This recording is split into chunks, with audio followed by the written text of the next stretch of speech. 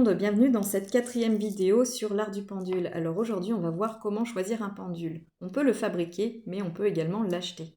Alors l'important c'est de se laisser guider par ses ressentis, ses besoins. Le choix va se faire tout naturellement.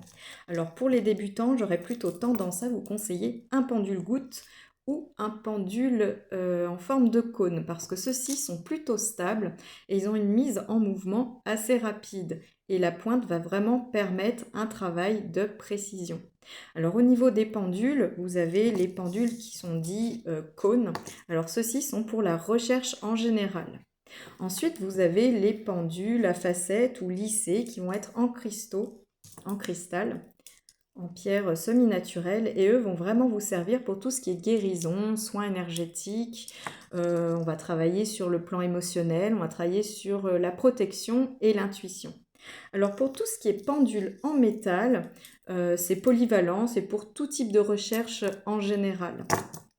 Les pendules boules, où c'est une boule toute simple, ça va nous servir pour tout ce qui est divinatoire. Les pendules témoins, donc c'est des pendules avec un réservoir dans lequel vous pouvez placer un objet témoin. Voilà, ça va vraiment nous servir au niveau médiumnique, recherche sur carte, etc., etc. Ensuite, vous avez les pendules en forme de spirale. Alors ça fait une spirale en métal avec un fil et une pointe. Donc ça, c'est pour tout ce qui est travail vibratoire. Pour les pendules en bois, on va pouvoir s'en servir pour un petit peu de tout. C'est idéal pour tout type de recherche. Néanmoins, c'est très léger. Alors pour les débutants, c'est pas vraiment ce que je vais conseiller parce que le plombant est un petit peu compliqué. Travailler avec une pierre précise en énergétique, c'est vraiment pratique parce que vous allez travailler sur une énergie spécifique. Donc ça peut être intéressant. Après, tout ce qui est laiton, voilà, métaux, c'est conducteur, c'est pour détecter et ça va être plutôt les gens qui recherchent l'eau. Donc voilà, ça peut être intéressant de travailler avec ça.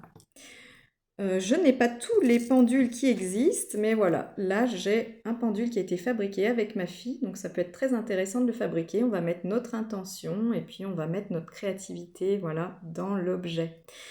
Si vous avez des questions, n'hésitez pas à les poser dans les commentaires. En attendant, je vous souhaite une bonne journée et vous dis à tout bientôt. Allez, ciao!